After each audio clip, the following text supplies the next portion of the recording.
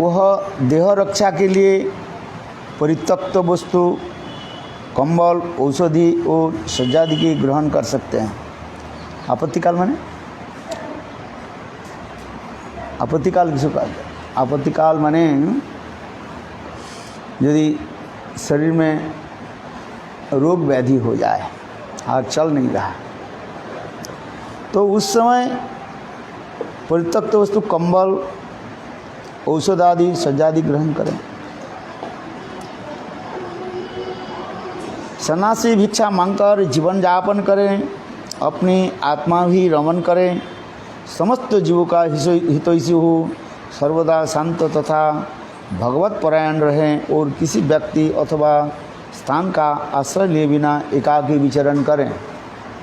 सन्यासी अकेला ही विचरण करे, अकेला रहे।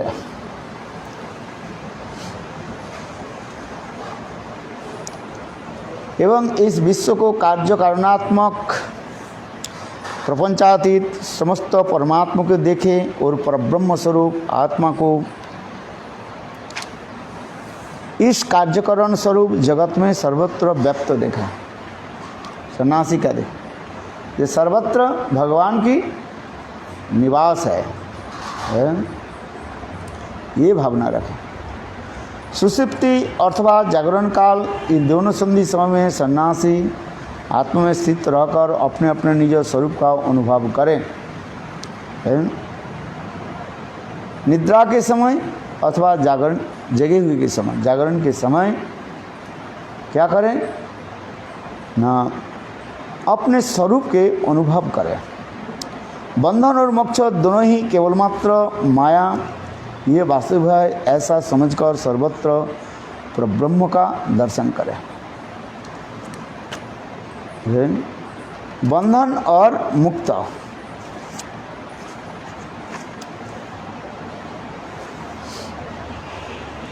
ये दोनों ही क्या है, माया के कारण समझना चाहिए।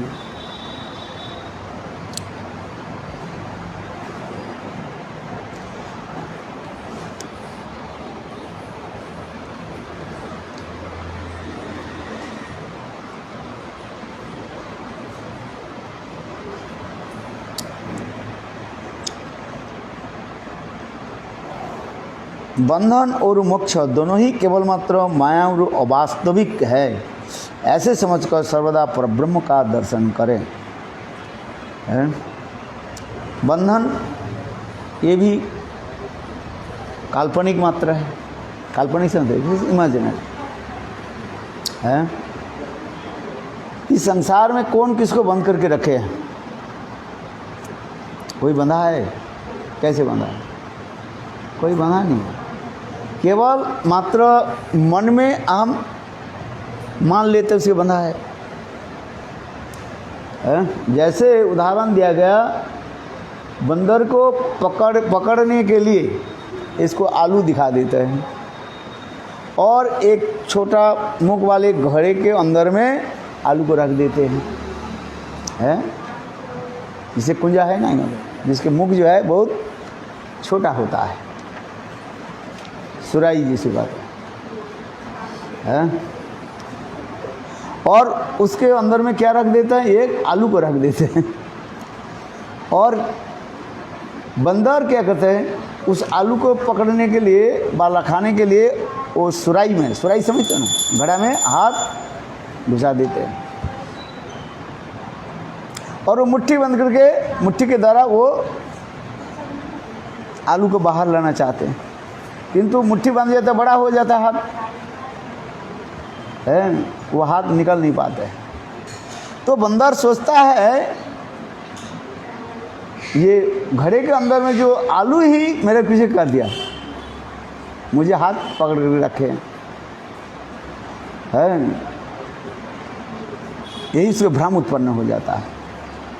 आलू छोड़ दे तो हाथ अपने आप निकल जाएगा, किंतु आलू के जब पकड़ करके रखते हैं मुट्ठी बंद करके, वो निकालता नहीं है। और बंदर के ये भावना हो जाता है ये आलू ही मुझे पकड़ करके रखे हैं, ये भ्रम उत्पन्न हो जाता है। उसी के कहा जाता है बंधन कहा जाता है।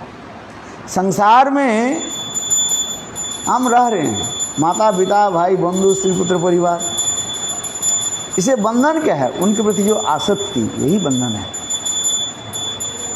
माता पिता भाई बंधु स्त्री पुत्र परिवार की जो आसक्ति जो है वो क्या है? बंधन है। Attachment is the cause of the bondage है, और कुछ नहीं। इस आसक्ति के छोड़ दो, अटैचमेंट के छोड़ दो, अर्थात आलू के छोड़ दो तो हाथ अपने आप कुंजा से निकल करके आ जाएगा। ठीक उसी प्रकार जीव इस संसार में जो बंधन शब्द लिखा गया शास्त्र में, वास्तव किसी ने किसी को बंधा नहीं है, तो एक आसक्ति बना देता है उसको। माया के कार्य क्या है? इस संसार में विषय के प्रति उसको आसक्ति बना देते हैं, और कुछ नहीं। इस आसक्ति को अब छोड़ दोगे तुम बंधन से मुक्त हो जाओगे। हैं? फिर दूसरी क्या है? मुक्ति क्या है? मुक्ति है क्या चीज? मुक्ति भी एक वास्तव रूप में एक सापनिक कहा गया है। जीव सदा सर्वदा भगवान कृष्ण के नित्य दास ही है। जीवे स्वरूप है कृष्ण नित्य दास। जीव स्वरूपगत कृष्ण के दास है, और सदा सर्वदा माया से परे है, ये बियॉन्ड ऑफ माया है। किंतु इस संसार में आकर के माया उसके क्या कहते हैं, उसके मन में ये केवल इल्यूजन प्रकट कर दिया, not other than things. Maya she creates the illusion in the heart of जीवर्स है, एक मोह और एक ऐसे सृष्टि कर देता है।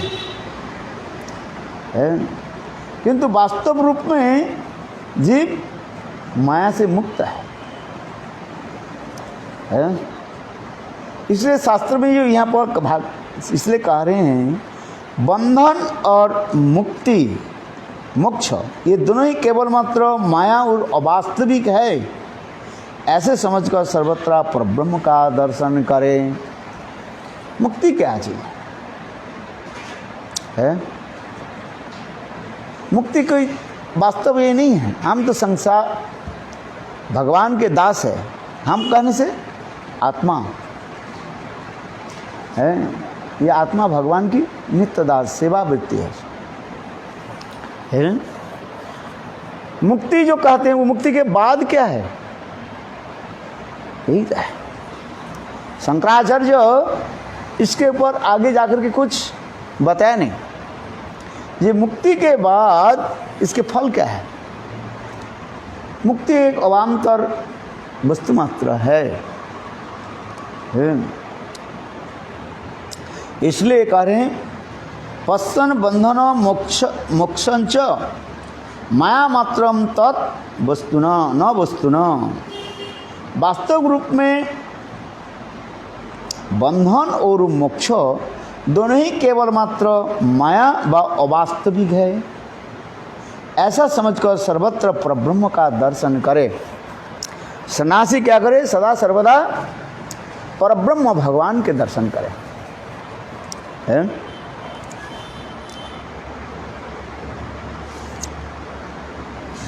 और अनात्मक वस्तु का प्रतिपादन करने वाले शास्त्र में आसक्त न हो, शास्त्र में अपनी जीविका का साधन न बनाएं, केवल मात्र वाद विवाद के लिए तर्क न करें और न ही किसी कारणवश किसी के पक्ष का आश्रय न करें। जहाँ पर वाद विवाद है, तर्क है, सन्यासी वहाँ पर तर्क विवाद में न जाए। क्यों? शास्त्र में कहा गया वेदांत में तर्कात अप्रतिष्ठनात्। कोई वस्तु तर्क के द्वारा प्रतिष्ठा हो सकता है? नहीं है। एक व्यक्ति एक पक्ष उठाएंगे, दूसरे व्यक्ति दूसरी आर्गुमेंट्स उठाएंगे। दिस द नेचर है। केवल तर्क के द्वारा नहीं होगा। तर्कात अप्रतिष्ठनात्। महाजनो गतसो पंथा, क पंथा, महाजनो गतसो पंथा। शास्त्र में जो कहा गया, पूर्व आचार्यों ने जो विधि शास्त्र में किया उसकी पालन करो बस, है। तर्क के द्वारा नहीं होता है कुछ वस्तु। जैसे काल मैंने कहा था ना, देखो कोई अनेक वस्तु शास्त्र में लिखा नहीं है, किंतु महाजनों का, महानुभवों का एक अनुभव है। कुछ वस्तु जो है अपने अनुभव है। जैसे व्यासदेव गोस्वामी ने श्रीमद् भागवत कैसे प्रकट किया, अपने अनुभव करके। नारद जी की कृपा से व्यासदेव ने भागवत को प्रकट किया है, यही तो कहते जा रहे हैं और कुछ नहीं है। अपश्यत पुरुषं पूर्ण मायांच तदपाश्रम भक्ति जोगेन मनसी सम्मक प्रणीते अमले। अपश्यत पुरुषं पूर्ण मायांच तदपाश्रम, कटल का है।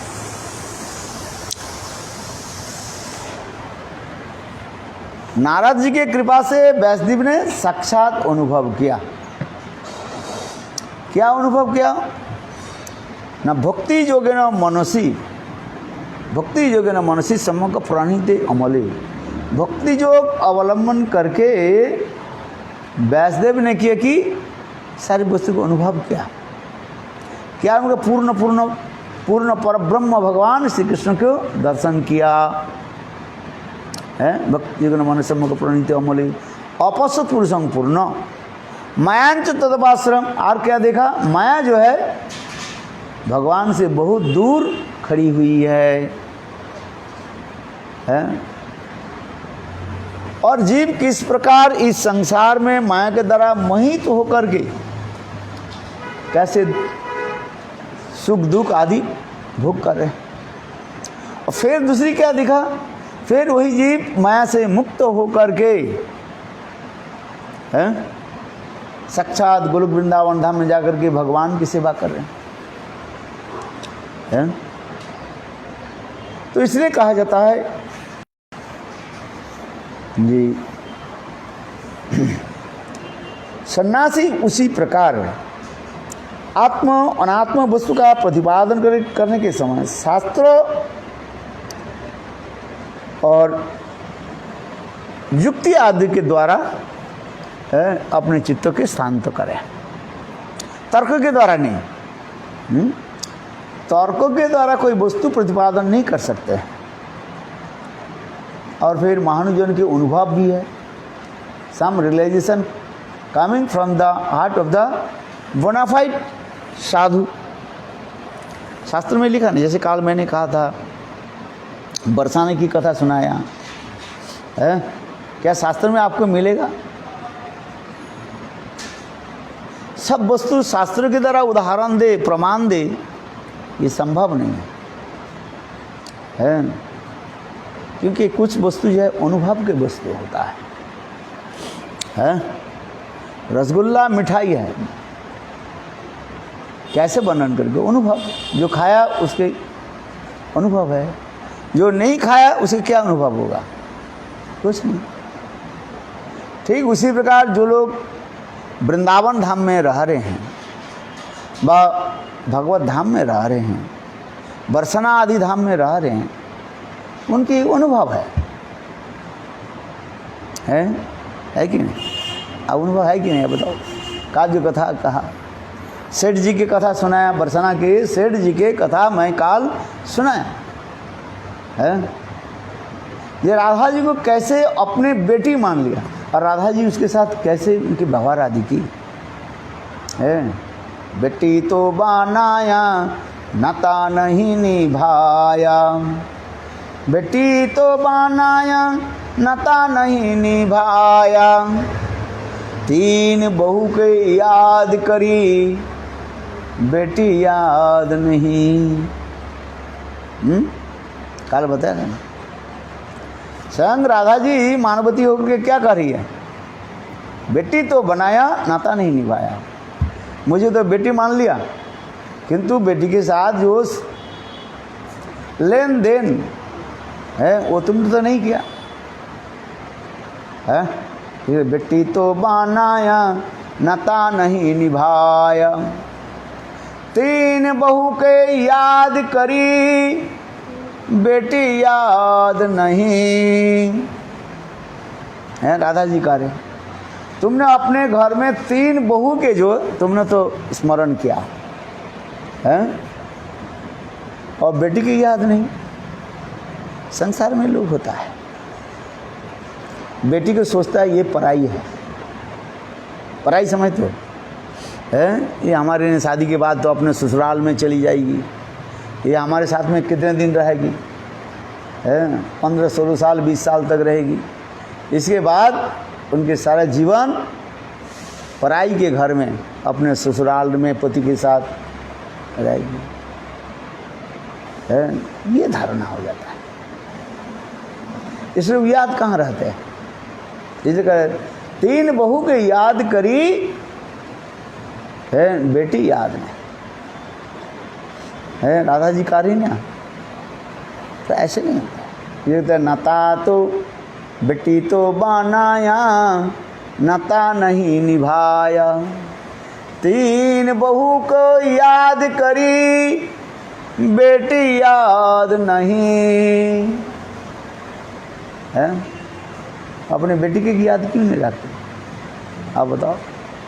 इसलिए याद नहीं रखते हैं, माता पिता सोचते हैं तो हमारे साथ ज़्यादा से ज़्यादा 20-22 साल तक रहेगी, 20-22 साल के बाद वो शादी के चले जाते, कहाँ रहते हैं। माता पिता के वो भी इतने बेटी शादी के लिए चले जाते हैं तो पोती की अथवा ससुराल में जब जाते हैं उनके द्वारा ही वो डोमिनेटेड हो जाते हैं। चाहने पर भी वो अपने घर में आ नहीं सकते हैं, अनेकों कारण से, एक कारण नहीं है। शादी के बाद क्या करते हैं लड़की, बार बार सोचते हैं मैं कब माता जी के पास लौट करके जाऊं, और फिर 2-4 बच्चा हो जाता है, पिता माता बुलाने पर भी उनके पास समय नहीं है। मम्मी आप बेटा क्या आज परीक्षा है, वो है फलाना, कहीं कहीं कहीं हो जाता है। कहाँ आती है? आती है? आप बताओ। माता पिता तड़प रहे हैं, सुख दुख में कुछ भी रहे, बेटी की कहाँ रहे, इसलिए संसार में दिखाई पड़ता रहता है। इस संसार की बात है, सत्य है कि नहीं है। इसलिए भारतीय सभ्यता संस्कृति में देखा जाता है कन्या का लड़का अपेक्षा, लड़की अपेक्षा लड़के को जो है अधिक आदर करते रहते हैं। जितना भी कह दे दोनों की समान बराबर रखे, कहाँ बराबर रख पाएंगे माता पिता बताओ है। बेटा तो पास में रहते है, किंतु बेटी तो पराई घर में हो जाते, पराई हो जाते, पराई समझते हो, बिलोंग्स टू अदर्स, कहाँ पाते हैं आवत। माता पिता के पास कहाँ सेवा कर पाती है, वो तो सेवा लेकर के चली गई है। 20 साल हो गया, शादी करा दी, बस अपने ससुराल में रहने लगी। आप बताओ कहाँ माता पिता की सेवा करने की उसके मौका भी नहीं मिला। वास्तव ही सत्य है। पराधीन भी परतंत्र हो जाते हैं, इंडिपेंडेंट, उनकी पराधीन हो जाते हैं, डिपेंड होता है। पति अथवा सास ससुर अनुमति दे तो बिहार में वो आ सकती है कि नहीं। आप बताओ, राधा जी की कथा देखो ना,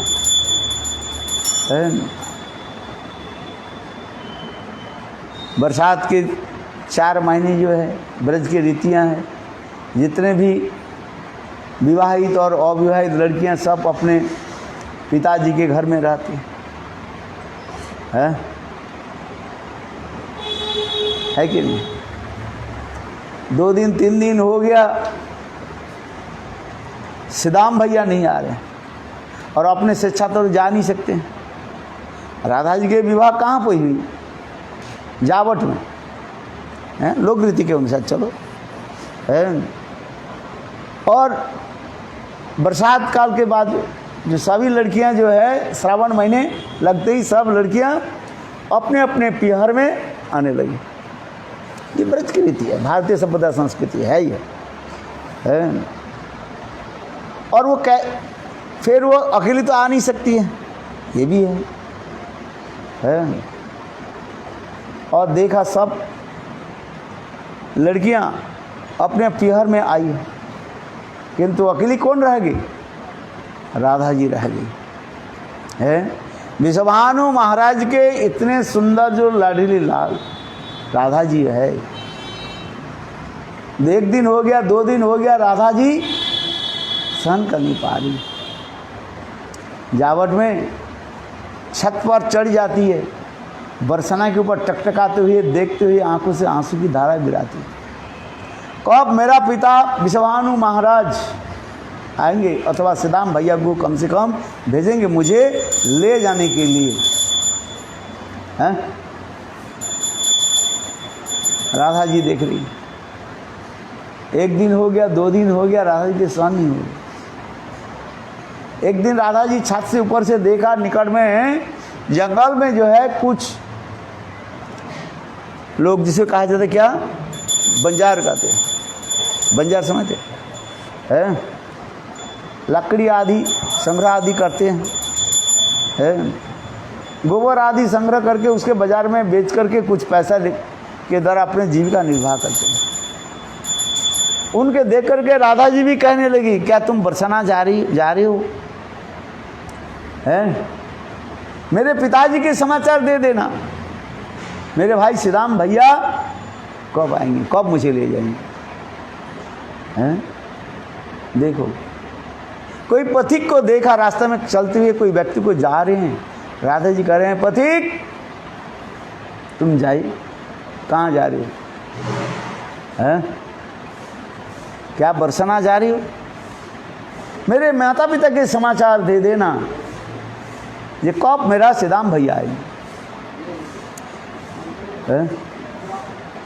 तो ये सब कथा वर्णन है ना। देखो, मेरे कहने की तात्पर्य है, लड़कियों की शादी होने के बाद वो क्या हो जाता है, पराई हो जाता है, उनके गोत्र भी पद बदल जाता है, वो माता पिता के नहीं रहते। माता पिता की सेवा कहाँ की बताओ? हैं? 5-6 साल तक तो बस खाने पीने में और खेल कूद में चले गए हैं। इसके बाद स्कूल कॉलेज में पढ़ना शुरू कर दिया, लड़की पढ़ाया। बेटी है आपके पास? अरे है तो राधा रानी है, इसलिए तो कल सुना है कथा है। बेटी मानो, वृंदावन बरसाना में रह करके फायदा क्या है? यही तो फायदा है। अच्छा, लिखा पढ़ा सीखा, लिखा पढ़ा करते करते बस कितने साल बीत गया? 20 साल चला गया हैं। फिर तुम लड़की कब माता पिता की सेवा की बताओ? शादी कर दिया, पढ़ाई घर में हो गया। पढ़ाई घर में, पढ़ाई समझो, बिलोंग्स टू अदर्स। हस्बैंड घर में चले जाते हैं, कहाँ माता पिता की सेवा कर? सेवा तो बहुत दूर की बात है, अपने पिहर में आना भी मुश्किल हो जाता है कि नहीं? कहाँ पे मर है? जब सास ससुर अथवा पतिदेव आदेश नहीं दे, तब तक घर से बाहर नहीं निकाल सकते। आप बताओ, स्वाधीनता कहाँ है? सेवा कहाँ? फिर दूसरी बात होता है, चलो आगे की कथा सुनाता हूँ, है 2-4 बाल बच्चा हो जाता है, माता पिता बुलाने पर भी कहते हैं मम्मी मेरा आज से समय नहीं है। समय है, आज मेरा बेटा के क्या है, परीक्षा एग्जाम है, हमारा नहीं है, बेटा के एग्जाम है, मुझे घर में रहना पड़ेगा, पढ़ने के लिए फलाना ये काम वो काम, बस। कहाँ माता पिता की सेवा तो बहुत दूर की बात है। सम्मुख में आ नहीं पाते हैं। आप बताओ, वास्तविक सत्ता है कि नहीं? ये वास्तविक सत्ता है?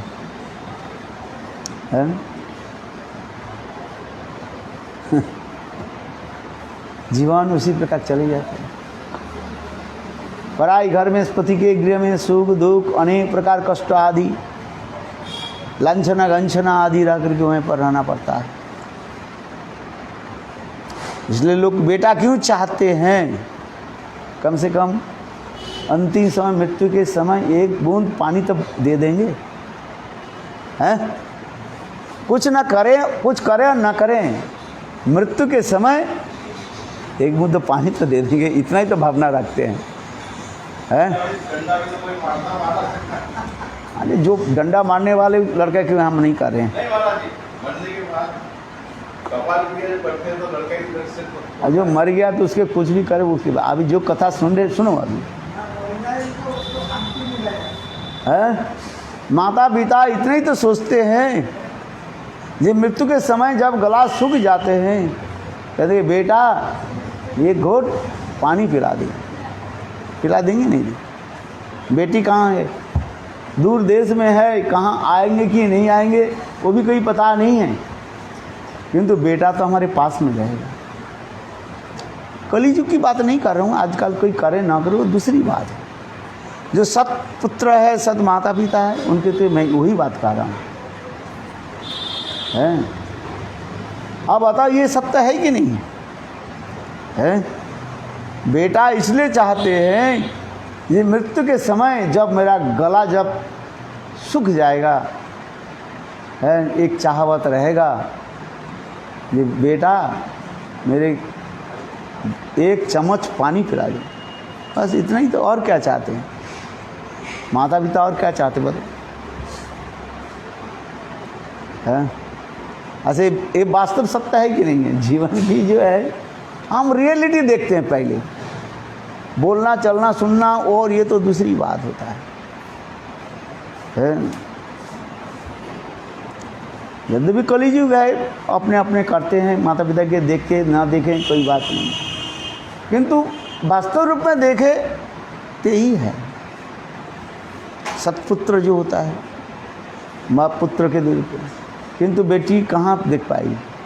तो पराई हो जाता है, कहने की तात्पर्य यही है? और पराधीन भी हो जाते, पराधीन हो जाते हो, completely dominated by husband and father in law, mother in law. चाहने पर भी अपने पितृगृह में जा नहीं सकते हैं। चलो इसमें इसलिए कह रहे हैं,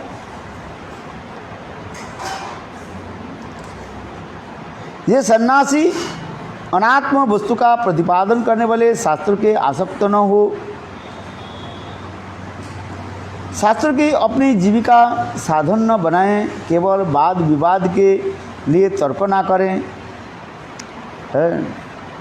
केवल खामखा विदाउट रीजन केवल तर्क सृष्टि कर दिया, फायदा क्या होता है? टाइम वेस्ट होता है। इसलिए कह रहे हैं ये वृथा तर्क ना करें, न किसी के कारणवश किसी के पक्ष का आश्रय न लें।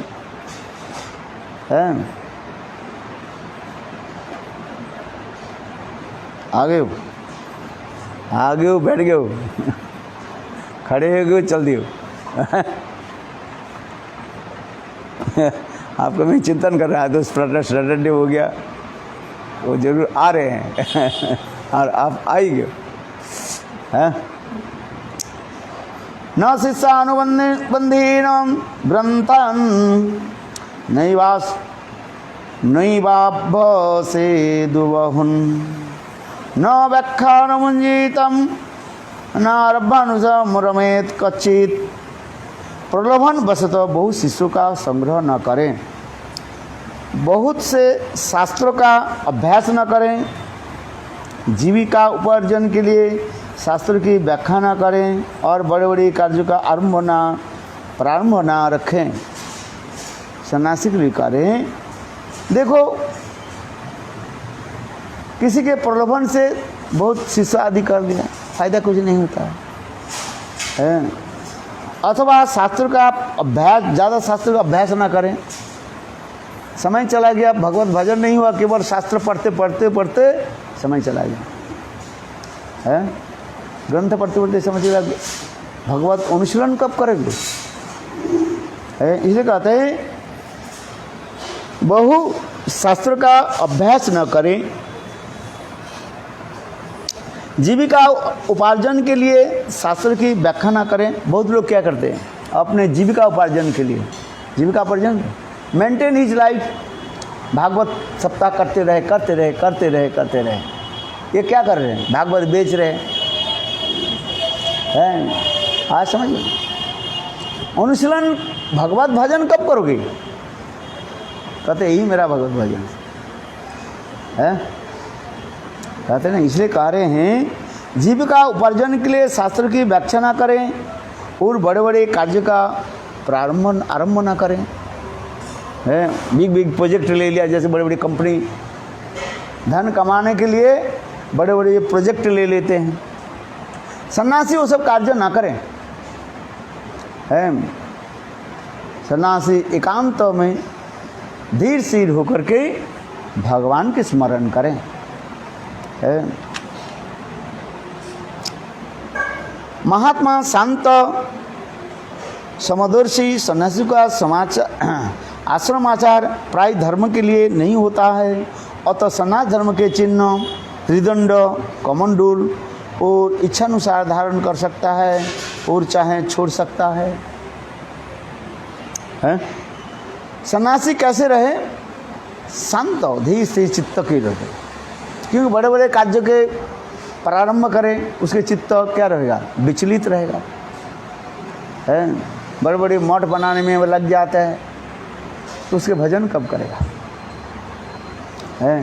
केवल बाली सीमेंट लकड़ी लोहे उसकी खरीद में और उसकी कार्य में कम लग जाता है। भगवत भजन के समय कहाँ है। इसलिए सन्यासी ये समस्त न करें है। सनातन धर्म के चिन्ह त्रिदंड है, काय मन वाक्य के द्वारा दंडित होकर के भगवान की सेवा करें। इसको त्रिदंड कहा जाए।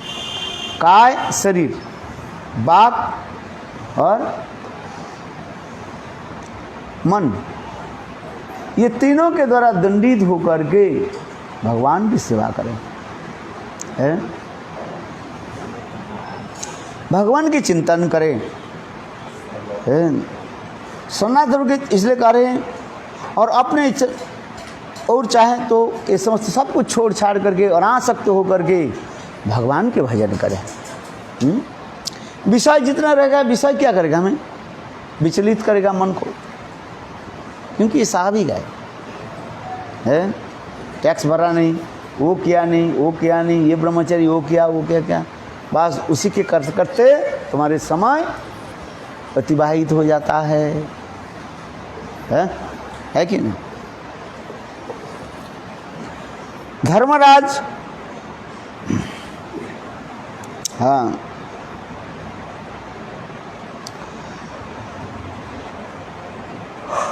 इसलिए कह रहे सन्यासी सदा सर्वदा आत्म अनुसंधान में मग्न रहे।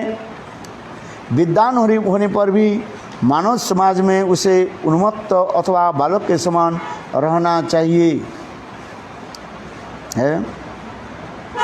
बहुत बड़ा वक्ता होने पर भी साधारण मनुष्य के समक्ष स्वयं को ऐसे प्रदर्शित करना चाहिए मानो गूंगा है। सब कुछ जानते हुए सन्यासी गूंगा के भांति रहे। गूंगा समझते हो, बात ना करे हैं। आज मेरे गुरुदेव कहते देख बे सुन में बोल बे ना कहीं, देखो सुनो बोलो मत है। जो हो रहा है करे, प्रभु की इच्छा से चल रहा है, बोलो मत है। यही होता है बस है। एक कथा सुना देता हूँ। एक संत महात्मा कई विदेश में जो है ट्रेन सफ़र कर रहे थे है। तो वो संत महात्मा के पास एक अत्यंत जो है वो घड़ी था, दामी घड़ी था, है मानो $500 का है एक घड़ी था कि $1000 के बहुत घड़ी था उसके पास है। और वो संत महात्मा देखने में बहुत सुंदर भी था, जुबक भी था, बलिष्ठ शरीर था है, और फर्स्ट क्लास ट्रेन में सफ़र कर रहे थे है। तो क्या हुई, एक जगह में ट्रेन रुकने के साथ ही साथ स्टेशन में कुछ लड़कियां चढ़ गई। संत महात्मा अकेला था। लड़कियां विचार करने लगी ये संत महात्मा से हम कुछ आज मजाक करेंगे, मजा माने हंसी मजाक करेंगे। वो लड़कियां की संत महात्मा के चारों तरफ घेर करके बैठ गए। संत महात्मा निर्विवाक थे, कुछ नहीं बोले, ना कुछ बात किया, ना हंसे, ना कुछ के, संत निर्विवाक होकर रहे। तो वो लड़कियां देखा क्या, ये संत महात्मा के हाथ में और गले में उस सोने का जो है चेन, विचार करो इससे हम छीन लेते हैं। विचार करके क्या की, और लड़कियां कहने लगे देखो आपके पास जो ये गले में जो चेन है, सोने का चेन, और हाथ में जो घड़ी, ये हमें दे दो है। एक बार बोला, दो बार बोला, संत महात्मा कुछ नहीं बोले, जैसे सुनते हुए भी नहीं सुन रहे हैं।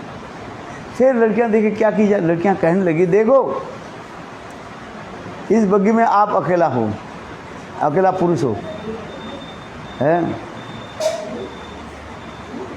ये आपके पास जो घड़ी है, जो कुछ भी है कीमती जिनिस है, चीज़ है, हमें दे दो, नहीं तो हम पुलिस के बुलाएंगे, हम पुलिस के कहेंगे ये तुम हमारे साथ छेड़खानी की। हाँ समझ लो, विदेश में और तो कोई काम नहीं है, बस सरकार और पुलिस बस स्त्रियों की पक्ष ले लेती है, कोई पूछताछ की जरूरत नहीं है। अरे क्या हुआ नहीं हुआ, कह दे बस ये व्यक्ति मेरा छेड़खानी किया, अपने कपड़ा को फाड़ फोड़ करके बोले ये हो गया, जल बोल। हाँ वो संत महात्मा चालाक थे, अच्छा वो तो अभी तो कुछ नहीं बोले, वो गूंगे के भांति रहने लगे। वो संत महात्मा वो लड़कियां कहने लगे, माने इशारे से कहने लगे तुम लोग जो कहना चाहते हो, अब आप मुझसे जो लेना चाहते हो मुझे लिख करके दो, मैं गूंगा हूँ और मैं भी तुमको लिख करके दूंगा, उत्तर दे दूंगा। हाँ समझे नहीं, लड़कियां देखा ये वहाँ तो कुछ हो सकता है, ये गूंगा है, माने कुछ बोलता नहीं। तो लड़के ने लिखा तुम्हारे पास जो घड़ी है, चेन है, जो कुछ है हमें दे दो, नहीं तो हम पुलिस को बुलाएंगे, लिख करके दे दिया है। संत महात्मा पढ़ करके यहाँ से कहने लगे हाँ अभी पुलिस के बुलाओ अभी पुलिस के बुलाओ। वो लड़के तो डर गई, बोले अर्जुन से बात करना, बोले हमारे पास प्रमाण है ना तो लड़के ने क्या की, जल्दी जल्दी ट्रेन से उतर के सब भग गई। बोलो वृंदावन बिहारी लाल की। बोले बुद्धिमान है से है कि नहीं। और यदि वो नहीं देते, उनके साथ बात करते हम नहीं देंगे तो वो है लड़कियां पुलिस को बुलाएंगे, हैं ये हमारे साथ ये छेड़खानी, वो अपने जानबूझ करके अपने कपड़ों को चेक कर दे, वो कर देंगे और पुलिस आके थप्पड़ मार के उसके जेल में डाल देंगे। हाँ किंतु वो लिख लिया ना, बोले तुम्हारा जो दो ये तो पुलिस के बुला दो, दो। हाँ चलो यहाँ पर भी कह रहे हैं सन्यासी कैसे रहें ना, गूंगे के भांति रहें, सब जानते हुए पर भी है ज़्यादा बात तो ना करें। तर्क लाभ बिछा तर्क करके क्या हो गया। जैसे भरत महाराज की कथा आ रहे हैं, जड़ भरत समस्त तत्व होते जानते हुए पर भी बस गूंगे के भांति रहना है। समय को व्यर्थ नष्ट करके क्या होगा, लाभ कुछ नहीं है। इसलिए यहाँ पर भी कह रहे हैं श्रीमद् भागवत में नारद ऋषि युधिष्ठिर महाराज कह रहे हैं सन्यास धर्म कैसे ना, सन्यासी सब कुछ तत्व जानते हुए पर भी गूंगे के भांति रहें और सदा सर्वदा भगवत स्मरण करें।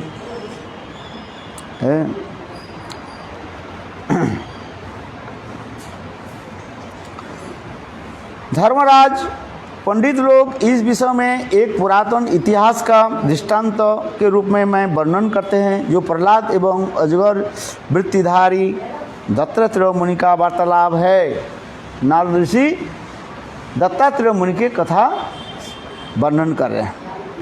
एक समय भगवत प्रिय प्रहलाद महाराज लोगों की हृदय की बात जानने की इच्छा से अपने मंत्री के साथ समस्त लोगों को विचरण कर रहे थे। प्रहलाद महाराज जब राजा बने, राजा होने के बाद उन्होंने क्या कि अपने मंत्री आदि को लेकर के प्रजाओं की कैसे सुख सुविधा हो बेस बदल करके चल रहे। पहले राजा लोग ऐसे करते थे।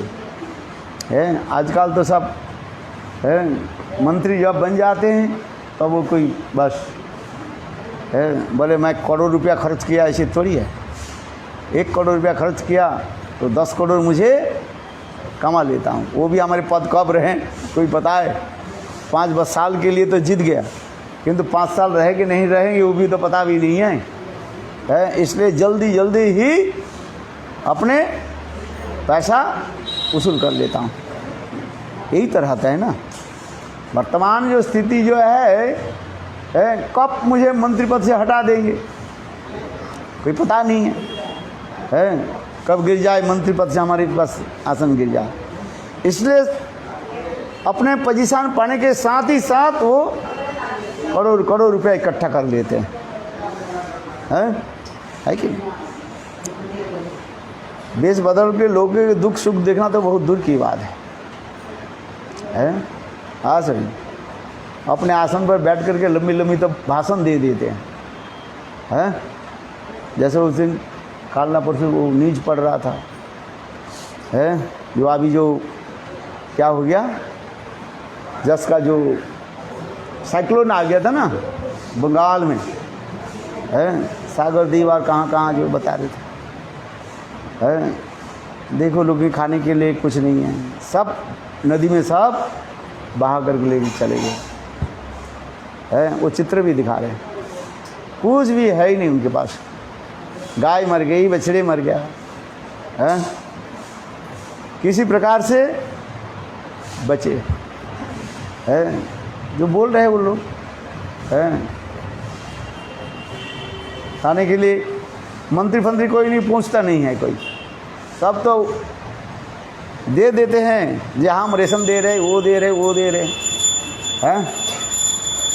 पिछले साल भी आया था ना, बोले काम करने की जरूरत नहीं, सबके घर में सबके अकाउंट में हर महीने में कितना आ जाएगा, 1,000 रुपया 2,000 रुपया आया आपके पास। बोले सबके पास जितने पास अकाउंट है सबके पास जाएगी, आ गया सबके पास। 2-4 व्यक्ति के दे दिया, बोले हो गया बस चलो।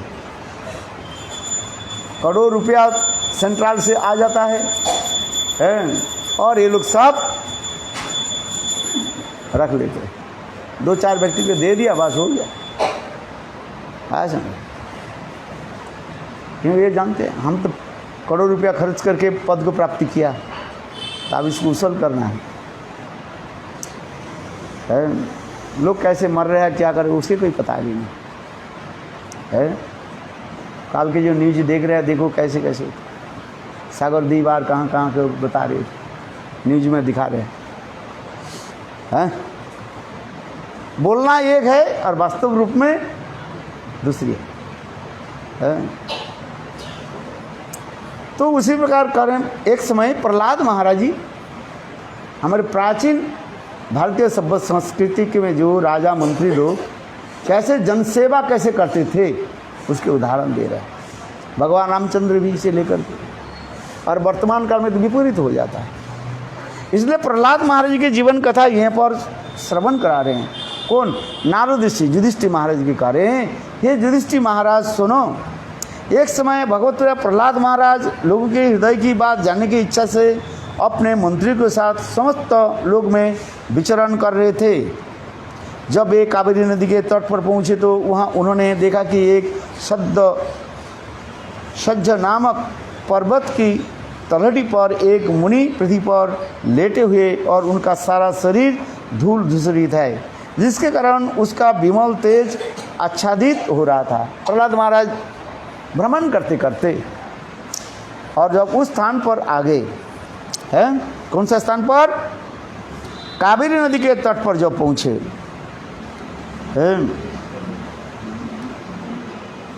पर्वत की तलहटी पर एक मुनि के देखा, ये कैसे वो लोटपुट खा रहे हैं। अनेक कर्म, आकृति, वाणी एवं वर्णाश्रम आदि के चिन्हों के लोग उसके विषय में कुछ जान नहीं सकते। संत महात्मा ऐसे ऐसे संत महात्मा होते हैं, उनकी कर्म आदि क्या कहते हैं उसके समझ में नहीं आता है, वो संत महात्मा कैसे था। महाभागवत प्रहलाद ने अजगर वृत्ति धारण करने वाले मुनि की यथाविधि पूजा अर्चना की और सिर झुकाकर उनके चरण में स्पर्श किया। तत्पश्चात तत्वज्ञानी की इच्छा से मुनि से इस प्रकार जिज्ञासा करने लगे। प्रहलाद महाराज जी ने वह संत महात्मा के पास जाकर के प्रणाम किया। वो संत महात्मा कैसे थे? अजगर वृत्ति अवलंबन करने वाले थे। अजगर वृत्ति माने सांप है, अजगर एक स्थान में पड़ा रहता है, यदि कोई आहार आ गया उसको निकाल लेता है, और नहीं तो नहीं है, हवा पी करके रहता रहता है। सांप कहा जाता है अनेकों दिन तक केवल हवा लेकर के है जीवित रह सकते हैं। भोजन मिल गया तो अच्छा ही है, नहीं तो नहीं है। ठीक उसी प्रकार वो संत महात्मा अजगर वृत्ति धारण कर रहे हैं। और प्रहलाद महाराज जी उनके पास जाकर के यथाविधि अर्चन करके, पूजा करके और प्रणाम करके उनकी कुछ प्रश्न करने लगे। हे देव, उद्यमशील और भोगपरायण व्यक्ति के भांति आपका शरीर स्थूल है। इस संसार में ऐसे निश्चय है कि जो व्यक्ति उद्यम रखता है उसके पास धन होता है और धनवान को लोभ भोग प्राप्त होते हैं। भोगी व्यक्ति के इस प्रकार स्थूल और हिष्ट पुष्ट देह प्राप्त होता है। प्रहलाद महाराज जी करें, ये आपको देख करके ऐसे लग रहे हैं ये आप बहुत धनवान भोगी पुरुष हैं जैसे, किंतु आप इस मिट्टी पर लोटपोट क्यों खा रहे हैं? है कि नहीं?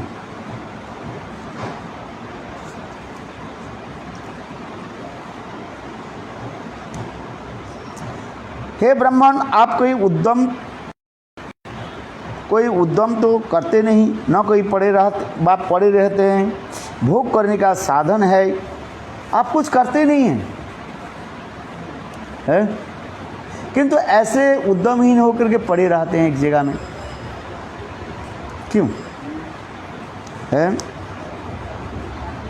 और विशेष करके मैं देख रहा हूँ ये आपके शरीर स्थूल होने के नाते, मोटा होने के नाते ऐसे लग रहे हैं आप भी विषय भोग करते हैं, भोजन आदि करते हैं, अच्छा है। इसलिए आप मुझे मेरे धृष्टता के तो आप क्षमा कर दीजिए। आप मुझे बताइए, आपके जीवन चरित्र बताइए। आप विद्वान, दक्ष और चतुर हैं। आप बड़ी अद्भुत, प्रिय लगने वाले और लोगों के लुभाने वाले बात कर सकते हैं। हमें बताइए, कर्म के आसक्त लोगों के देखकर भी आप निरुद्यम की समान किस लिए पड़े हो? आप उद्यम नहीं करते, उद्यम माने कोई इच्छा नहीं करते, क्यों पड़े क्यों रहते? शास्त्र में लिखा गया, देखो जीवन की सफल बनाने के लिए क्या करना चाहिए? उद्यम होना चाहिए। उद्यम समझते हो कि नहीं? उद्यम नहीं समझते? उत्कंठा, हमें करना है, ये भावना रखना चाहिए, है। ये उद्यमशील व्यक्ति कभी जीवन में पतित नहीं होते, पतित समझते कभी असफल नहीं होते। वो उद्यम रखना चाहिए, है। उद्यम माने अपने हृदय में सब सदा उत्साह, इंथुजियास्टिक होनी चाहिए, है, समझ रहे। इसलिए कहते हैं उत्साह, हम लोग संस्कृत में क्या उत्साह निश्चात कहते हैं ना, उत्साह निश्चात धैर्य तत्त कर्म प्रवर्तनात् संग त्यागा सतोवृत्ति सर्वविभक्ति प्रसिद्ध होती। उद्यमशील व्यक्ति की उसी प्रकार सदा सर्व उत्साह में रहता है वो, है। यदि आपके जीवन में उत्साह रहे तो अति अवश्य आप अपने लक्ष्य में जाकर के पहुंचोगे। और यदि उत्साह नहीं रहे, ये मेरा द्वारा नहीं होगा, नेगेटिव में चले जाए, वो होने वाला वस्तु भी वो क्या हो जाता है, बिगड़ जाता है। इसलिए जीवन की सफलता बनाने के लिए सदा सर्वदा क्या होनी चाहिए, उद्यम, उत्साह, एंथुसियास्टिक, है। जीवन में उसी प्रकार है, उद्यमशील होकर के रहो, उत्साह करके रहो, है। वर्तमान जो युग समाज है, आज यूथ सोसाइटी क्या करते हैं, निरुत्साह हो जाता है। सबकी पूछो जो मेरा द्वारा कुछ नहीं होगा, अरे क्यों नहीं होगा, सब कुछ होगा तुम्हारे द्वारा, केवल तुम उत्साह रखो, है। हम करेंगे, है, डू और डाई। पढ़ाई में उत्साह रखना चाहिए, उद्यम होना चाहिए। कोई भी कार्य करो, व्यवसाय करो, वाणिज्य करो, है, उद्यम उत्साह रहना चाहिए, है। बाधा विपत्ति तो आएगा इस संसार में, क्योंकि नियम है। उस बाधा विपत्ति को क्या करना चाहिए, पार करना चाहिए, है। हाँ समझिए, उसके लिए उद्यम होना चाहिए, बस। इसलिए कह रहे हैं प्रहलाद महाराज, उसके कह रहे हैं आप विद्वान हो, दक्ष हो, चतुर है, आप बड़ी अद्भुत प्रयोग लगाने वाले और लोगों की लुभाने वाले बात कर सकते हैं। आप बताइए, कर्म की आसक्त लोगों के देखकर भी आप निरुद्यम की समान किस लिए पड़े हैं? आप कोई इच्छा नहीं रख रहे कुछ, है, बिल्कुल लिमेंटेशन में पड़े हो आप, क्यों? नारद उवाच, देवर्षि नारद ने कहा, जब प्रहलाद ने इस प्रकार पूछा तब उनकी अमृतमयी वाणी को वशीभूत होकर महामुनि हैं मंद मंद मुस्कराते हुए और प्रहलाद महाराज के कहने लगे, हैं, वो साधु कहने लगे, बोले क्यों मैं उद्यमहीन होकर क्यों पड़ा हूँ, है।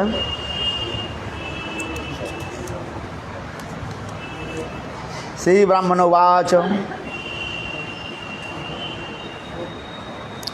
मुनि दत्तात्रेय ने कहा, हे असुश्रेष्ठ ज्ञानीजन, आपका बहुत सम्मान करते हैं। एक्चुअली वो कौन थे? दत्तात्रेय ऋषि था, हैं। आप मनुष्य के पवित्र को अपनी अंतर्दृष्टि से देख सकते हैं और मानव की कर्मों की वृत्ति और निवृत्ति भी आप भली भांति जानते हैं। आपकी एकांतिक भक्ति योग के कारण भगवान नारायण आपके हृदय में ही सदा सर्वदा विराजमान रहते हैं तथा सूर्य के समान सर्वदा आपके अज्ञान अंधकार नाश करते हैं। हे राजन, तो भी ऐसा मैंने सुना है कि आपके उसी के अनुसार आपके प्रश्नों का उत्तर देता हूँ। आप आत्मशुद्धि के अभिलाष से तथा तत्व श्रवण के योग्य, इसलिए मैं आपके प्रश्नों का उत्तर अवश्य दूंगा। हे राजन प्रहलाद, तृष्णा ही जन्म मृत्यु की रूपी संसार चक्र का मूल कारण है। वो साधु अवधूत कहा जाता है, अवधूत कथा। कहते हैं देखो, इस संसार चक्र में मनुष्य आने जाने के क्या हो जाता है, का कारण क्या है? जब हमारी तृष्णा रहता है, जन्म मृत्यु रूपी संसार चक्र का वो मूल कारण हो जाता है? और कुछ नहीं है। तुम जो चिंतन करते करते शरीर छोड़ोगे, फिर दूसरी जन्म में तो वही तो मिलेगा। जंग जंग वापिस मरणं तजन्ते कलेवरम। गीता में भगवान कहते हैं मृत्यु के समय जीव जो जो वस्तु चिंतन करके शरीर छोड़ते हैं, नेक्स्ट जन्म में उसके वही प्राप्त हो जाता है, इसे करा दिया है। और उसी के कहता है क्या, जन्म कारण संसार रूपी चक्र कहा जाता है। संसार चक्र, तावत जन्म तावत मरणम तावत संसार, तावत जननम तावत मरणम तावत, बार बार इस संसार में आना जाना होते रहते, और कोई कारण नहीं है। और इसी प्रकार इच्छानुसार समस्त भोगों का उपभोग करने पर भी यह असंपूर्ण रहती है। तृष्णा से मुझको अनेक कर्म करवाए, और उसी कारण ही मैं पहले भी नाना जन्म में भटका हूँ। ये संसार में तृष्णा जब रहता है, तृष्णा माने असत तृष्णा, कृष्ण सेवा छोड़ करके जितने भी इच्छा व तृष्णा प्यास है, वो क्या संसार की बार बार आने जाने की कारण बन जाता है, और कोई कारण नहीं। धन की चिंता करते करते शरीर छोड़ दो, अगले जन्म में धनवान के गृह में आप जन्म ले लोगे, हैं? और कुछ कारण। जैसे जैसे वस्तु चिंतन करते हुए आप शरीर छोड़ोगे, वही वस्तु आगे प्राप्ति होगा, हैं?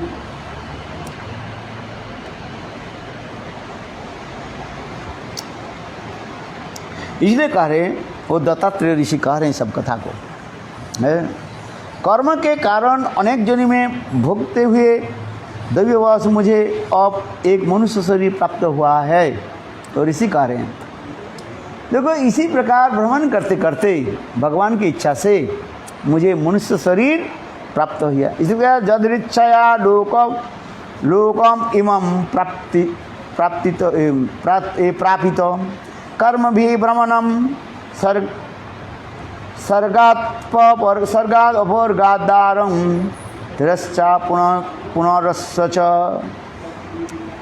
कहते हैं इसी प्रकार कर्म के कारण अनेक जन्मों का भोगते हुए दैववश मुझे अब एक मनुष्य शरीर प्राप्त हुआ है, जो स्वर्ग मोक्ष पशु पक्षी एवं पुनः मनुष्य जन्म का दार स्वरूप है।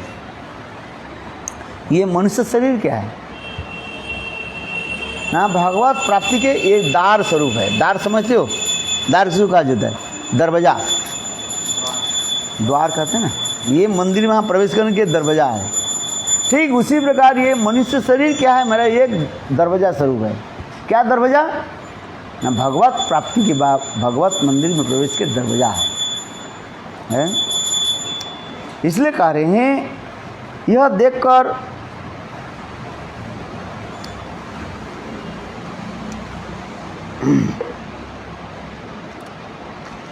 इस मनुष्य जन्म में भी स्त्री पुरुष सुख प्राप्ति और दुख की निवृत्ति के लिए बहुत से कर्म करते हैं, किंतु उनका परिणाम विपरीत हो जाता है।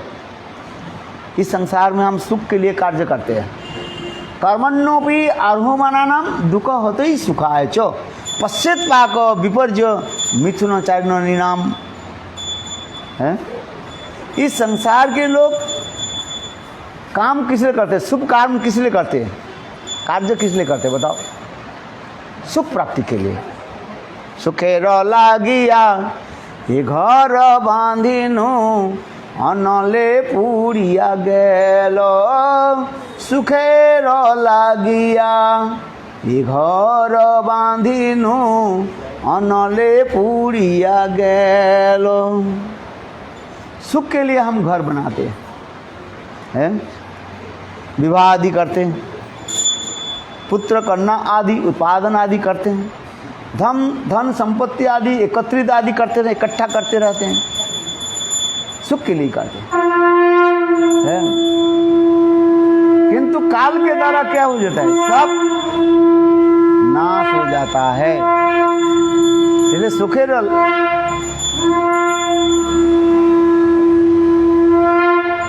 सुखेर लागिया ये घर बांधिनु अनले पुड़िया गल। अनले माने आग के द्वारा वो झुलस गए, रहता है कुछ। हाँ अच्छा, थैंक्स। हाँ क्या नाम है तुम्हारा? मुकुंद प्रभु, वाह, बैठो। इसलिए कहते हैं ये मनुष्य शरीर प्राप्त हुआ है। इस प्रकार इस संसार में भ्रमण करते करते जब मनुष्य शरीर प्राप्त हो जाता है, उस मनुष्य शरीर को कहा जाता है भगवत प्राप्ति का क्या है, दरवाजा है, द्वार है, दरवाजा है। जो स्वर्ग मोक्ष पशु पक्षी एवं पुनः मनुष्य जन्म के द्वार स्वरूप कहा जाता है। भगवत प्राप्ति कर सकते हो अथवा दूसरी जन्म में जा सकते हो। मनुष्य शरीर ऐसे कहा गया है। पशु पक्षी आदि के शरीर को क्या कहा जाता है, भोगजनी कहा जाता है। मनुष्य शरीर भी उसी प्रकार भोगजनी भी है और नया भी कर्म सृष्टि करते हैं। मनुष्य शरीर में दो होता है। और पशुजनी क्या है, उसमें नया कर्म सृष्टि नहीं करते हुए है। हाँ समझ, पशु कोई एक व्यक्ति को हत्या कर दिया, उसके पाप नहीं लगता, ना उसके लिए कर्मफल भोगता है, ना उसके प्रायश्चित, ना कुछ है। समझ में आया है? क्या समझ में आया बताओ, क्या बोला क्या? हाँ अरे बोलो। हाँ अरे खाता की नहीं बात कर रहे हैं। पशु के कोई पाप पुण्य स्पर्श नहीं करते हैं। पशु शरीर के कहा जाता है केवल भोगमय शरीर। पूर्व जन्म में जो कर्म किया उस कर्म के वो केवल भोग रहे हैं, उसे कहा जाता है भोग जनी में आ गया। मनुष्य शरीर भी उसी प्रकार भी है, भोग जनी भी आ जाता है। किंतु इसमें पाप पुण्य नया पाप पुण्य सृष्टि हो जाता है। पशु में नया कोई पाप पुण्य से भोगना नहीं पड़ता, ना उसके लिए कोई होता है। होता है बताओ। एक गाय आपको सींग से उठा करके फेंक दिया, आप मर गया, उसके लिए कोई कुछ नहीं बोलेगा। किंतु आप एक व्यक्ति के मनुष्य है, आप एक व्यक्ति के खून कर दिया, आपको जेल में जाना पड़ेगा। है आज समझ, रास्ता में आप चल रहे हैं, पीछे से गाय आपको खून से सींग से उठाया और पटक दिया, गाय के जेल में भेजोगे ना, क्या करोगे? कुछ नहीं। किंतु आप चल रहे हैं, आप मनुष्य चल रहे हैं, किसी व्यक्ति को आप थप्पड़ मार दिया, मार दे, कुछ किया, आपके लिए जेल जुर्माना होगा, होगा कि नहीं होगा? है आप बताओ। इसलिए पशु जो करता है वो केवल उसकी भोगजनी मात्र है, वो प्रारब्ध कर्म में भोग रहे वो बस, ना उसके कोई और कुछ है। मनुष्य जन्म में दो होता है, एक तो पूर्वजन्म के कर्मफल वो भोग रहे हैं, पाप और पुण्य। दूसरी इस जगत में जो करते जा रहे हैं उसके भी वो ऐड होते जा रहे हैं, वो पाप करे और पुण्य भी है, पुण्य करे। पापे न पुण्य न, पाप और पुण्य के द्वारा ये मनुष्य शरीर हमें चलते रहता है, अनंत काल से चलता है। किंतु देखो इससे एक विशेष कह रहे हैं क्या, इस मनुष्य शरीर के द्वारा हम भगवान को प्राप्त कर लेते हैं। इस मनुष्य शरीर के द्वारा हम क्या चीज को प्राप्त कर लेते हैं? इसी जन्म में ही भगवान को प्राप्त कर ले, अगले और अगले जन्म देखना नहीं है, पुनः मातृगर्भ में आना नहीं पड़ेगा। इस जन्म तुम्हारे अंतिम जन्म हो जाएगा। कब? जब तुम भगवान के भजन करना शुरू कर दोगे। तुम भगवान के भजन शुरू कर दो बस। न धर्मं ना धर्मं शुद्धिगतम नृत्यं किल कुरु। है मन शिक्षा में, न धर्मम ना धर्म अधर्म। मुझे कोई धर्म भी करना नहीं है, अधर्म करना नहीं है, न धर्म ना अधर्म। श्रुतिगतांग, श्रुति शास्त्र में जो कुछ कहा गया वो धर्म कर्म हम कुछ करना नहीं है। ब्रजे राधा कृष्ण प्रचुर परिचर्या में होते हैं, ब्रज में रह करके राधा गोविंद के प्रचुर सेवा करो, बस उनके नाम जप आदि करो, कीर्तन आदि करो, और क्या करो है, महाप्रसाद आदि ग्रहण करो है। ऐसी प्रकार रहते रहते समय आसीले ये देह छाड़ी आदि वो है। इस प्रकार भजन करते करते जब समय आ जाएगा ये शरीर को अपने आप छोड़ दे के चले जाएंगे।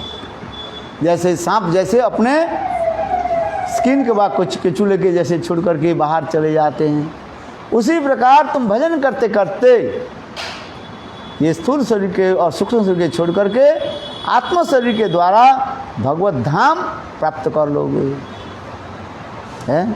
इसलिए कह रहे हैं ये मनुष्य शरीर क्या है, भगवत प्राप्ति के लिए दरवाजा भी कहा गया, द्वार कार्य है।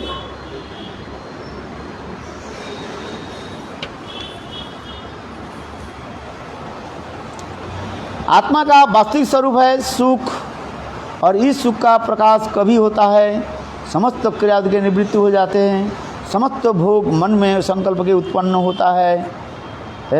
इसके मनोराज्य पात्र भी है। देखो मेरा मन में, हम लोग के मन में क्या होता है, पाप और पुण्य उदय हो जाता है। मनी बंधनी व कारण, मणि व मुक्त व कारणम। मणि जो हमारे बंधन के कारण बनता है और मणि क्या है, मुक्ति के कारण बन जाता है। कोई हमारे शत्रु थोड़ी है, मन के द्वारा हम उनको शत्रु मान रहे हैं, इसलिए वो मेरा शत्रु हो जाता है। आत्मा किसी के से शत्रु भी नहीं है, मित्र भी नहीं है, किंतु देहात्म बुद्धि होने के नाते मैं उनको शत्रु व मित्र मान लेते हैं, और कुछ नहीं। मणि व बंधनी कारणम और मणि व मुक्ति व कारणम। मन हमारे क्या है, बंधन के कारण होता है, और मणि हमारे जो है मुक्ति के कारण हो जाता है। इसलिए अवधूत महाराज जाने दत्तात्रेय ऋषि ये सब कथा सुना रहे हैं।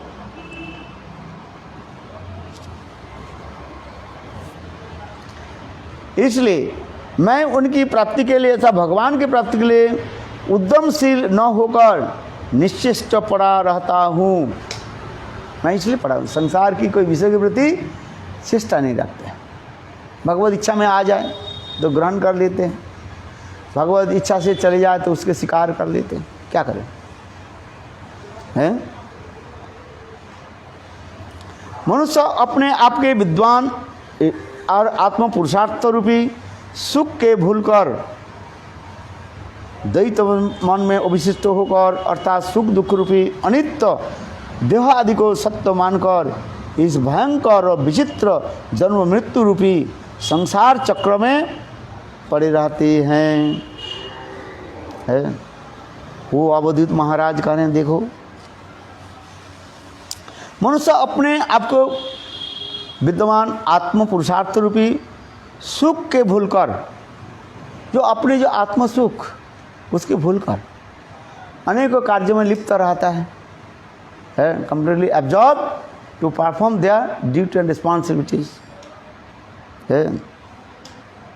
कारण कहते हैं ना, द्वैत में अभिनिष्ट होकर, अर्थात सुख दुख रूपी अनित्य देहादि को सत्य मानकर इस भयंकर व विचित्र जन्म मृत्यु रूपी संसार चक्र को प्राप्त करते रहते हैं। यही संसार के कारण बनता है, और कोई कारण नहीं। दुख और सुख भोगते जा रहे हैं, और उसके लिए संसार के नया कर्म ही करते जाते हैं इंद्रिय सुख के लिए। पूरे जन्म के कर्म के अनुसार आपके मकान मिल गया, फिर आप सोच रहे हैं और 2 मंजिल मिल जाए, 3 मंजिल मिल जाए, और उसके लिए धन उपार्जन करना है, और उसके लिए अनेकों जो है शक्ति को भी देना पड़ता है, किंतु पारमार्थिक शक्ति तो ग्रहण नहीं किया। है, वास्तव है ये। इस जगत के तुमने आप रहने के लिए घर बनाया, वो भी टेम्पररी घर है। और जिस घर के लिए, जिस घर में तुम अनंत काल के लिए रहोगे, उस न तो घर बनाया, ना उस घर में जाने के लिए कुछ प्रयास किया, है कि नहीं? यही कारण, इसलिए कह रहे हैं आत्मस्वरूप से भिन्न अपने भीतर की सुख की ओर न देखकर अन्य माइक वस्तु के सच्चा पुरुषार्थ सुख देखने लगा। जीवन उन मिथ्या वस्तुओं की ओर उसी प्रकार दौड़ता रहता है। मन हमारे क्या होता है? मिथ्या व अनित्य वस्तु के प्रति दौड़ता रहता है। जिस प्रकार मृग शावक पानी के प्यास से वो रेगिस्तान की तरफ दौड़ते रहते हैं, उसे पता नहीं रेगिस्तान है, तब तो बालू के ऊपर वो दौड़ता रहता है और प्यास से छटपटाते हुए अंत में वहीं पर प्राण को गवा देते हैं, है? इसलिए कह रहे हैं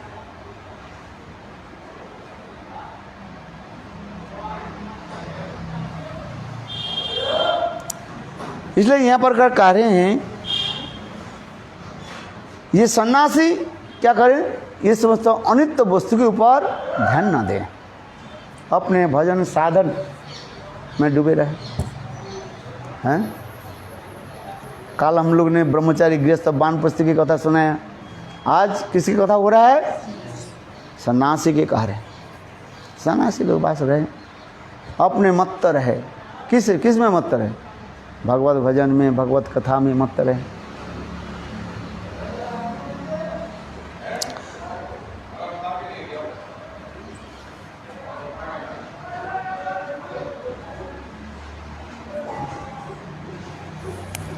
इसलिए कह रहे हैं शरीर तो दैवाधीन है।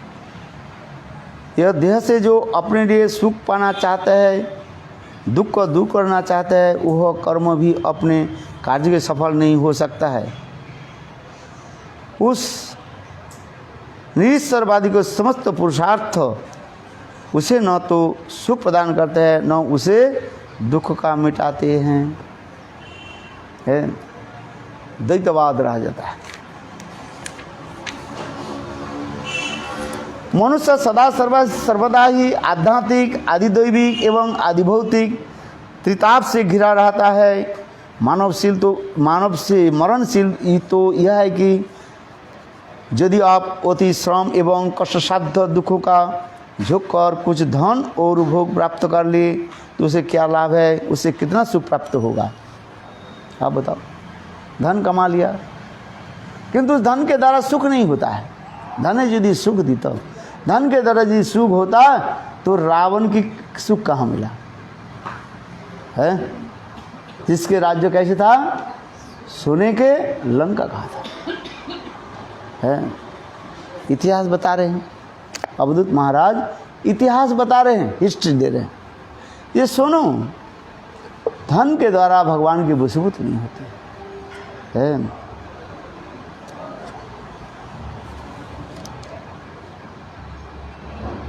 और धन कमाना जितने कठिन होता है उससे अधिक कष्ट किस में है? धन को संरक्षण करने में। संरक्षण समझते हो? रक्षा करने में। धन कमाना हो सके कुछ सहज हो जाए, किंतु धन को संरक्षण करना और भी बहुत बड़ी काम है। चोर, डकैत, दुष्ट, बदमाश कब आपको मार करके सब लूट करके ले जाए क्या पता है कि नहीं? इसलिए धन को संरक्षण के लिए बहुत व्यवस्था करना पड़ता है। अब व्यवहार में ना चले जाए। इसलिए श्रीमद् भागवत में कह रहे हैं धन उपार्जन करने के लिए जितने कष्ट होता है और उससे अधिक कष्ट किस में है? धन रक्षा करने के लिए। बैंक में पैसा लिया, बैंक पैसा नहीं दे, क्या करोगे? जाओ, बैंक मैनेजर भाग गया, चोरी कर लेकर ही चला गया।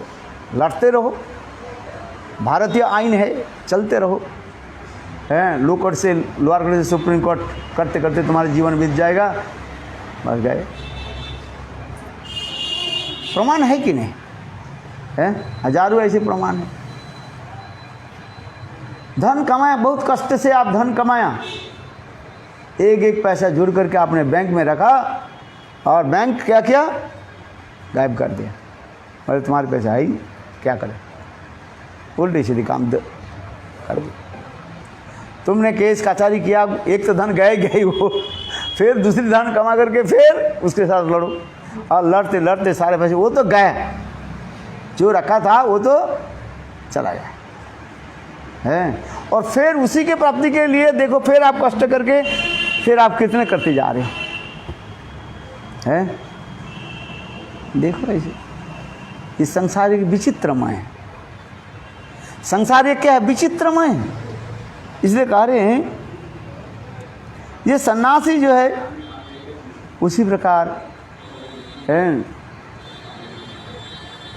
निष्कबर्धक होकर के, माने संचय करने की जरूरत नहीं है।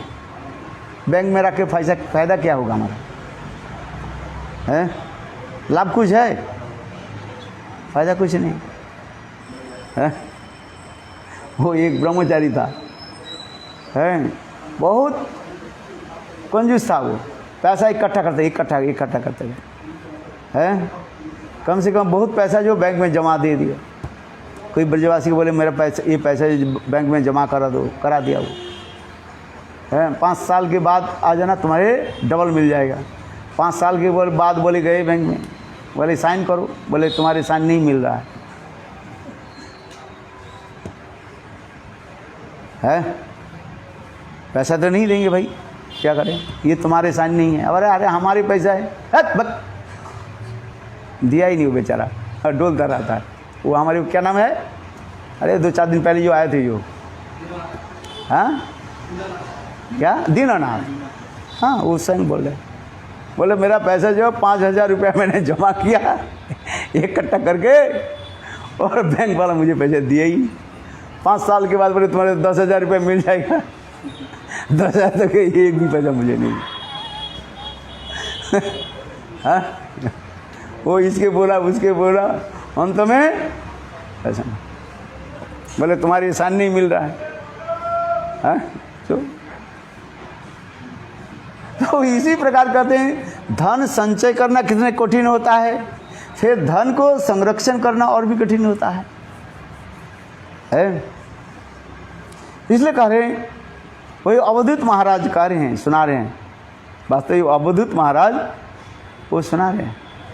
ये मैं इसलिए इससे एकांत में रहना चाहता हूँ। परमार्थ तो हो गया, ये मनुष्य शरीर जो मिला परमार्थ के लिए, और ऐसे करते करते चले जा रहे हैं, फायदा क्या हुआ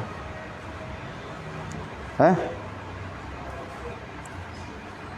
इस लोक में जिनकी स्वभाव की चर्चा करके मुझे वैराग्य एवं संतोष की प्राप्ति होती है, वो मधुमक्खी की और अजगर मेरे सर्वश्रेष्ठ है। उदाहरण दे रहे हैं, जैसे मधुमक्खी जो है, मधुमक्खी जो है वो सारे फूलों से क्या करते हैं, मधु संग्रह करते हैं। संग्रह करके वो क्या बनाया है, वो बनाते हैं, क्या बोलते हैं जिसे, छत्ता बना देते हैं, और उसमें अपने परिवार के साथ रहते हैं। सोचते हैं जो बरसात के समय तो नहीं मिलेगा, हम इसको खाएंगे। बरसात आने के पहले ही क्या करते हैं, भालू आ करके उसको तोड़ नोच करके उनके सारे परिवार को मार देते हैं, और सारे शहद को पी करके चले जाते हैं। फायदा क्या हुआ? इसलिए कह रहे हैं मधुमक्खी, अथवा कहते हैं भ्रमर। भ्रमर एक होता है, भ्रमर को ही घोंसला ये नहीं बनाते नहीं है। ये भ्रमर और मधुमक्खी में दोनों अंतर होता है।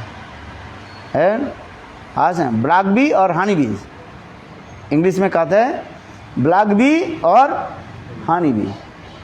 जो मधुमक्खी जो है वो तो फूल में जाकर के संग्रह आदि करते हैं और छत्ता बनाते हैं, और अंत में उनके मृत्यु हो जाता है। कोई व्यक्ति आकर के, हो भालू आकर के उसको छत्ता को क्या करते हैं, नोच करके सब पी करके नष्ट कर देते।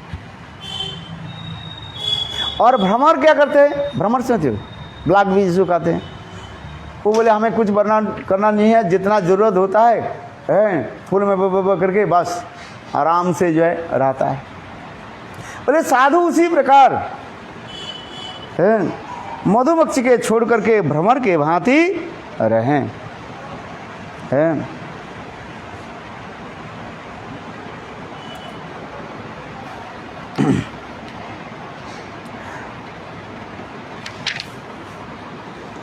अजगर भी अजगर से शिक्षा प्राप्त करते हैं कि निश्चिष्ट पड़ा रहता है, दैववश जो कुछ प्राप्त हो जाता है उसमें ही संतुष्ट रहता है।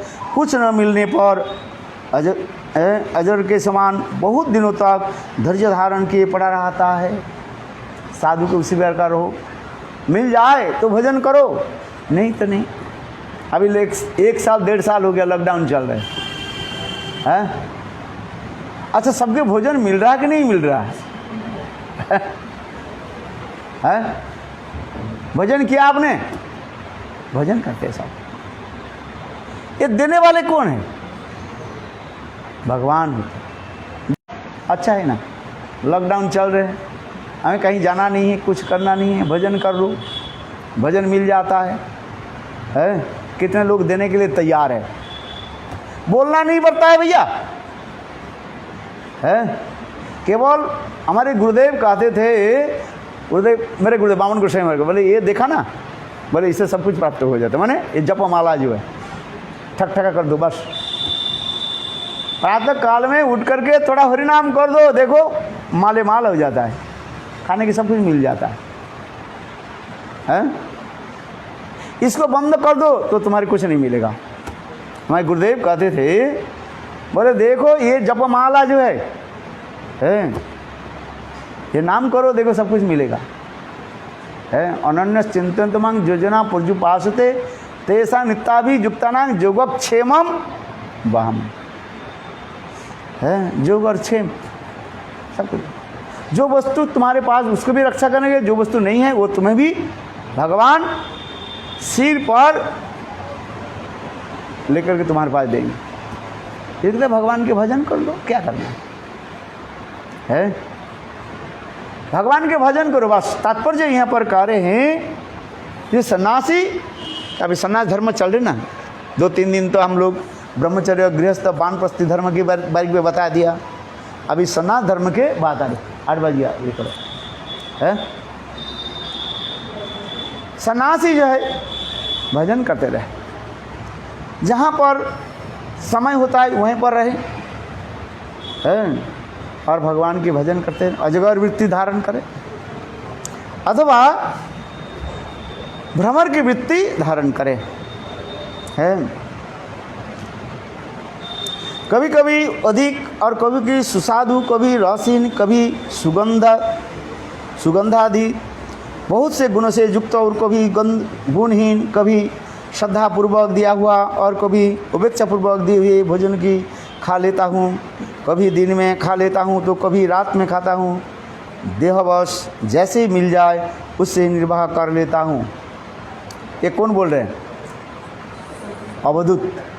अवधूत महाराज ये बता रहे हैं। प्रहलाद महाराज घूमते घूमते इनको देखा, बोले आप ऐसे क्यों उद्यमहीन होकर क्यों पड़ा रहता हूँ? बोले मनुष्य शरीर है, भगवान भजन करता हूँ बस, फायदा क्या है? कभी कोई भजन दे दिया, ग्रहण कर लिया, श्रद्धा से दे अश्रद्धा से दे, भजन मैं कर लेता हूँ। कभी दिन में कभी रात में, दैववश जिस दिन जैसे मिल जाए उसमें ही निर्वाह कर लेता हूँ। हिंदी में एक कीर्तन करते हैं, एक दिन ऐसा आएगा अनेक प्रकार के तुम्हें खाना मिलेगा, और एक दिन ऐसा आएगा रूखी सूखी तुम्हें भी नहीं मिलेगा। समय की बात है, समय समय की बात है। कभी अच्छी मिल जाए और कभी ऐसे मिले किंतु भजन नहीं किया तो व्यर्थ जन्म चला जाएगा। व्यर्थ समय चला जाता है, वो नष्ट हो जाता है। इसलिए कह रहे हैं खौमंग दुकूलं वजीनं चीलं बल्कमेव वा वत्सन्नोऽपि संप्रादप्त दिष्टभुक् तुष्टधिकरहम्। मैं अपने प्रारब्ध के अनुसार जो कुछ मिल जाए उसमें संतुष्ट रहता हूँ। बात ही सत्य, प्रारब्ध के अनुसार मिल जाता है। कभी अच्छा भोजन मिल जाता है और कभी रूखा सूखा जैसे मिल जाए है। कभी रेशमी व सूती कपड़े अच्छे मिल जाए, कभी मृग चर्म कौपीन बलकल माने वृक्ष की जो छाल जिसको कहते हैं, बाक्स वृक्ष की छाल, अथवा भाग्यवश जो भी प्राप्त हो जाता है उसी शरीर में ढक लेता हूँ। कभी अच्छा कपड़ा मिल गया पहन लिया है, कभी ऐसे टूटा फूटा जैसे मिल जाए, शरीर तो ढकना है और क्या करना है और कुछ नहीं। इसलिए कभी तो धरती के गोद में सो जाता हूँ और कभी घास में, पत्ते में, पत्थर व राख के ढेर पर मैं पड़ा रहता हूँ, और कभी दूसरों की इच्छा से महल में पलंग पर और उत्तम गद्दों पर मैं सो लेता हूँ। संत महात्मा उसी प्रकार होते हैं। अच्छी मिल गया तो ठीक है, नहीं तो नहीं है। किसी के घर में चले गए, महाराज सो जाइए, कहाँ सोना है, मेरे खटिया में सो जाओ, बहुत मखमल, सो गए है। कहीं जाते हैं सोने की जगह नहीं है, कहाँ सो जाओ है, ज़मीन पर सो जाओ। जीवन में ऐसे होता रहता है, सुख दुख। हाँ समझिए हैं। एक बार मैं जा रहा था ब्राज़ील जा रहा था, मेरा फ्लाइट था दिल्ली लंदन तो रियो डी जेनेरो था। दिल्ली में फ्लाइट जो है डिले हो गया, लंदन में पहुँचे मेरा फ्लाइट चली गई। और इसके बाद जो फ्लाइट है, इसके बाद क्या, उसमें इतने बारिश होने लगी लंदन में, धड़ाधड़ बारिश, सारे फ्लाइट कैंसिल हैं। कहाँ रहें, क्या करें, और सारे एयरपोर्ट बंद है। हज़ारों लोग, मेरे एक नहीं, सारे फ्लाइट कैंसिल कर दिए इसमें। और 3 साल की बात है, सर 2-3 साल की बात है। इतने बर्फ़ पड़ रहे हैं, हज़ारों लोग घूम रहे हैं, और वो बोले सब भग गया। बोले हम कहाँ व्यवस्था करेंगे। एक नियम होता है फ्लाइट के, उनके ये होता है, जो यात्री लोग जो लेकर के जा रहे हैं उनके लिए व्यवस्था करना पड़ता है, कहाँ रखेंगे। एक फ्लाइट कैंसिल होता है, कर सकते हैं, सारे फ्लाइट सब कैंसिल हो गए। कहाँ जाएंगे लोग। हिथ्रो एयरपोर्ट में देखा तो बस रहने, खड़ी होने के लिए जगह नहीं है इतने, और चारों तरफ क्या बर्फ़ पड़ रहा है और कहाँ रह गए हैं। पहले लोग जो आए हैं उनके लिए तो होटल व्यवस्था कर दिया, जो चले गए, और जिसके बाद जो लोग आए हैं उनके लिए कोई व्यवस्था ही नहीं है। वो बोले हम हाथ उठा दिया, आप लोग जो करना है करो, क्या करेंगे। ठंडी पड़ रहा है, आप सोच सकते हो इंग्लैंड में कितने ठंड पड़, -10 चल रहा है उस समय -10। और हम लोग यहाँ से कपड़ा पहन करके, साधारण कपड़ा पहन के सोचा तो जब पहुँचेंगे तो देख लेंगे सारे बैगेज में तो हमारे कपड़ा है, और ऐसे ठुठ करने सारा जगह पड़े हुए हैं। उसमें भी पानी भी आप खरीद नहीं सकते हो, पानी है ही नहीं, सप्लाई है ही नहीं, क्या करें। अनाउंस तो कर रहे हैं ये यात्री आप लोग सब अपने व्यवस्था करें, इसके बाद जो भाउचर देखो हम पैसा दे देंगे, वो तो बता रहे हैं।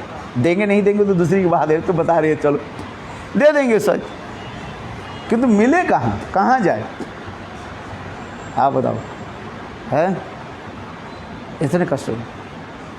और फ्लाइट, एक फ्लाइट, 2 फ्लाइट, दूसरी तीसरी दिन 3 डेज 72 घंटे के बाद फ्लाइट मिली कहाँ जाने की कोई रास्ता थोड़ी है। कई कई जीवन में ऐसे ही हो जाता है। क्या कर लोगे तुम बताओ? है? सब ठंडे में पड़े रहे। तो उसी प्रकार जो है कहने की तात्पर्य है, कभी कभी ऐसे ही होता, जीवन में ऐसे ही होता रहता है। पड़े रहते सब, सुख दुख कष्ट आदि भोग करना पड़ता है।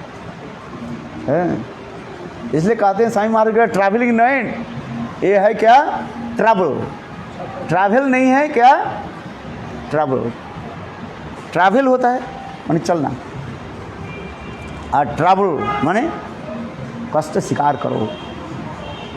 तो उसी प्रकार साधु के लिए कह रहे हैं, सन्यास जीवन के लिए कह रहे हैं,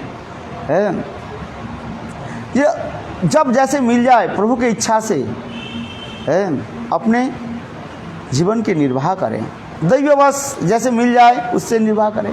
क्या करें?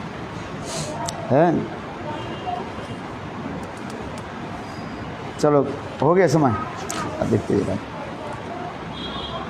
सारे भेद विभेद और प्रभु का कारण माया ही है, ऐसे विचार करके मननशील व्यक्ति को इस प्रकार माया के सप्रकार स्वरूप में ब्रह्म में विलीन कर देना चाहिए। भेद विचार रहित होकर के चले, अभेद होकर, और मन को जो है सदा सर्वदा भगवान में स्थित करके रखें, स्थिर करके रखें। तत्पश्चात सत्य का साक्षात करने वाले व्यक्ति को आत्म साक्षात्कार के द्वारा आत्मस्वरूप के स्थित होकर निष्क्रिय एवं सभी कार्यों से उपरत हो जाना चाहिए। सदा सर्वदा आत्मविश्वास रखे, बस।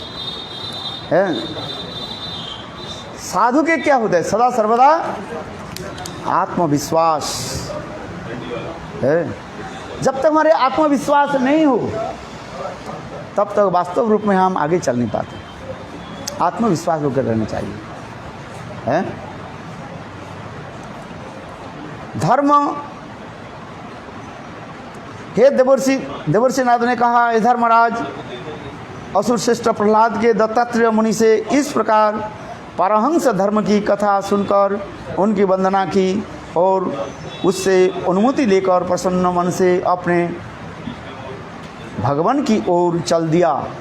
इस प्रकार प्रहलाद महाराज दत्तात्रेय ऋषि से ये समस्त कथा श्रवण किया, कैसे चार वर्ण और आश्रम कैसे पालन करना है।